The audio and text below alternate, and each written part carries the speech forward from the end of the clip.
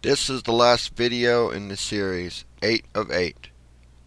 This video has some conclusions derived from all the information found in the letters the Secretary of the Treasury has been writing to Congress since 2011.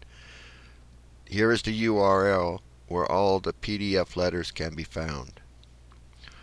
Prior to working on analyzing these letters, and even being aware of the text of the statutory limit on public debt, I would not have attributed that as the most pressing liability in the USA. Concerning finances, I would have blamed the Federal Reserve. However, in all these letters from the Secretary of the Treasury to Congress, the Federal Reserve has not been mentioned even once. I believe my IQ is about 118. An internet test put me in that range. What do people who are really smart think about the abuse of raising the statutory limit on public debt?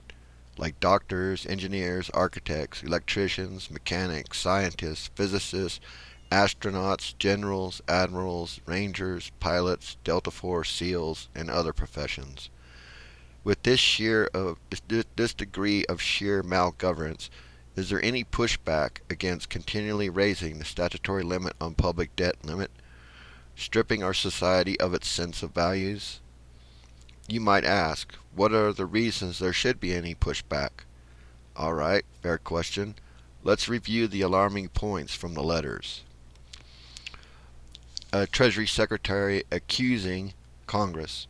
The nation's creditworthiness is not a bargaining chip or a hostage that can be taken to advance any political agenda. Threat. Threatening to undermine our creditworthiness is no less irresponsible than threatening to undermine the rule of law, and no more legitimate than any other common demand for ransom. Commentary.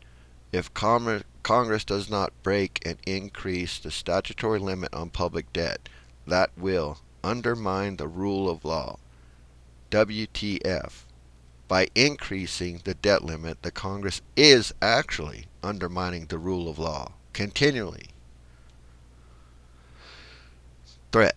If Congress fails to increase the debt limit, it would cause severe hardship to American families, harm our global leadership position, and raise questions about our ability to defend our national security interests. Janet Yellen, May 1st, 2023. Threat. Congress has no choice but to protect our creditworthiness and our economy. Commentary. Congress is the only one who can raise the statutory limit on public debt, but now they have no choice? WTF. Finality. Consistent with past practice, I will of course continue to keep Congress informed as we approach the exhaustion of our resources. Commentary. As we approach the exhaustion of our resources. Well, aren't we going to have a good future? Accusation. None of those budget policy choices is feasible or responsible. As a consequence, given that Congress has imposed on itself the requirement for periodic increases, there is no alternative to enactment of an increase in a debt limit. Commentary. Given that Congress has imposed on itself the requirement for periodic increases, there is no alternative to enactment of an increase in a debt limit. That is bizarre. The Treasury Secretaries sound like they are blaming Congress for their setting a requirement, aka debt limit, along with the arrogant presumption that automatically implies a periodic increase, as if there was no other option. In a backhanded way, the Treasury Secretary, and probably the only person in the USA, is construing that Congress has morals, ethics, standards, and propriety by saying Congress has imposed on itself the requirement. Along with that goes the snakish insinuation that Congress should not impose on itself and just let Treasury do whatever it wants. Threat.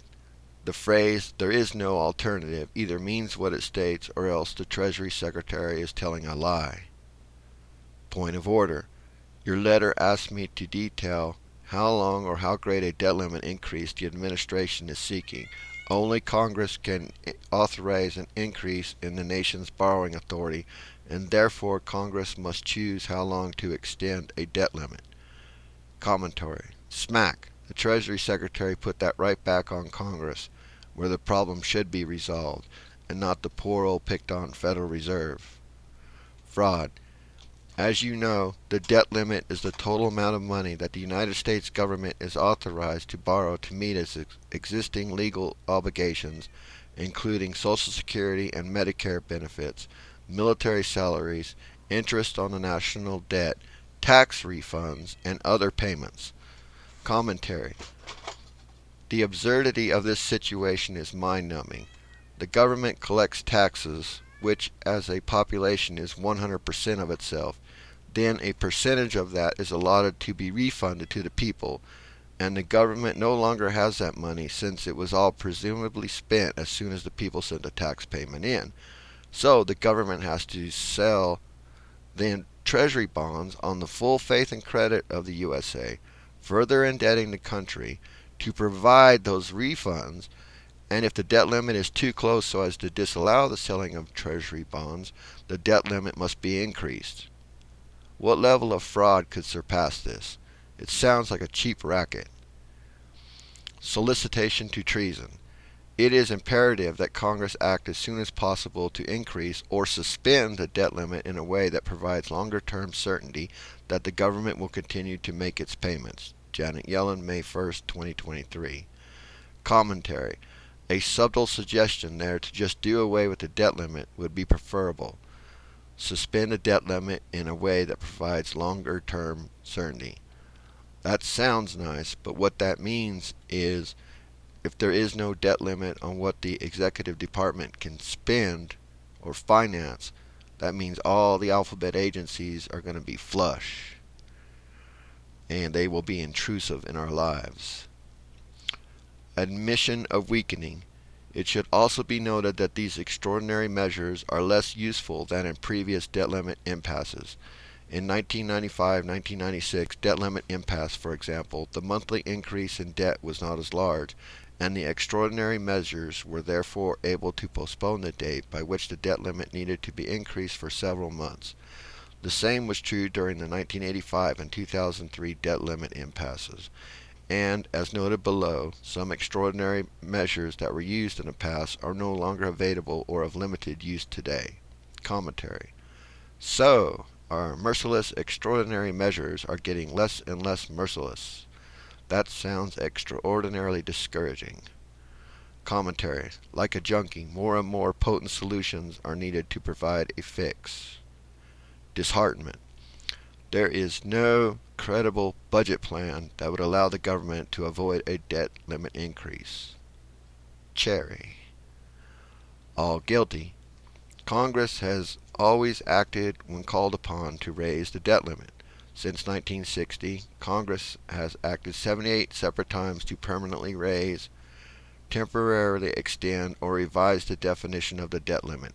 49 times under Republican presidents and 29 times under Democratic presidents. Commentary.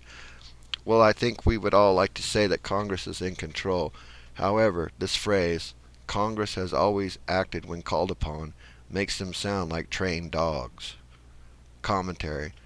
I think most people would assume that the Democratic left wing would have raised the debt limit more than the Republican right wing to support their authoritarian goals. But that is not the case. The Republicans have engaged in increasing the higher number of instances. Infantile. The infeasibility of asset sales can be illustrated by an analogy. A family that is struggling to make its monthly mortgage payments could try to sell all of its possessions within a week at a garage sale or on the internet. But of course the family would receive much less than the value of its possessions, and once the next month came, the family would still need to make its mortgage payments, yet all of its possessions would be gone. Commentary. The moral of the story is not to get overextended financially in the first place. Second thought with furrowed eyebrows. Concerning all the written wisdom of the past, which is one of the great values of writing down stuff in general. WTF. is the Treasury Secretary of what will go down as one of the benchmark empires of history, namely the USA, writing to Congress about garage sales and internet sales. This is trailer trash stuff. False premise.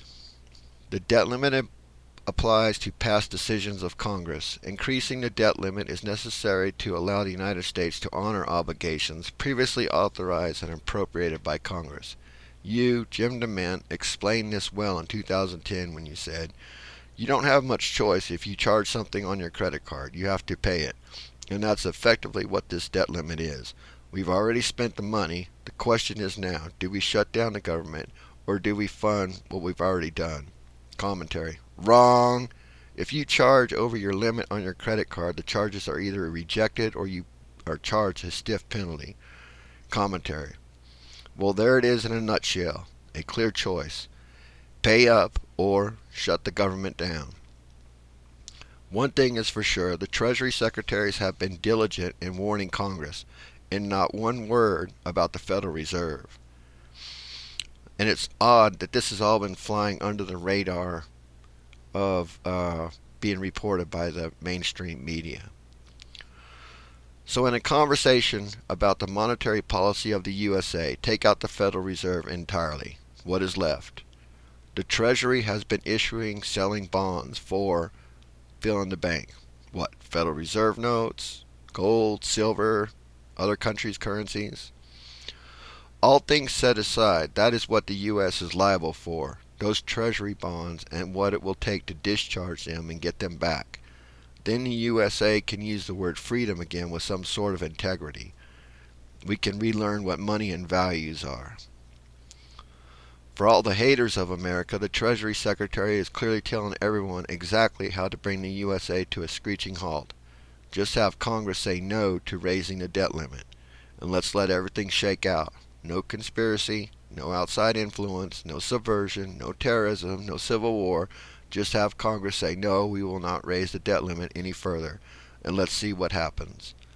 The Treasury Secretary is telling Congress a more effective way to bring down America than anything the Islamic fundamentalists like Al-Qaeda, ISIS, the Chinese Communist Party, Russia, miscellaneous tribal cannibals, and anyone who hates America can throw at us. Just have Congress not raise the statutory limit of public debt. You don't want the USA to give bombs to Ukraine, Israel, or leave military equipment in Afghanistan or Iraq? Just tell Congress to say no to raising the debt limit. You don't want pork going to every representative and senator's constituency? Then make clear to them they are to say no to raising the debt limit. You don't want buku socialist programs propping everyone up from cradle to the grave? Have Congress say no to raising the debt limit. We'll get back to agriculture and husbandry right quick, where we should be rooted. Now contemplate these everyday phrases and what is lurking in the background with the Treasury Secretary soft-begging and alternately soft-threatening Congress. Are we good? We got this. Take a stand. Draw the line. Slow down. Wish you would stop. Free time. Well, if you think we have free time, it's a free country. Time out. Living too free. Living free. Just a small adjustment. A rounding correction. A minor tweak. What is the Treasury Secretary saying? The Treasury Secretary is saying, don't whoa. And Congress is saying, yes, we won't whoa. We. If and or when the statutory limit on public debt is done away with, that is a benchmark. We are taking a different path for America.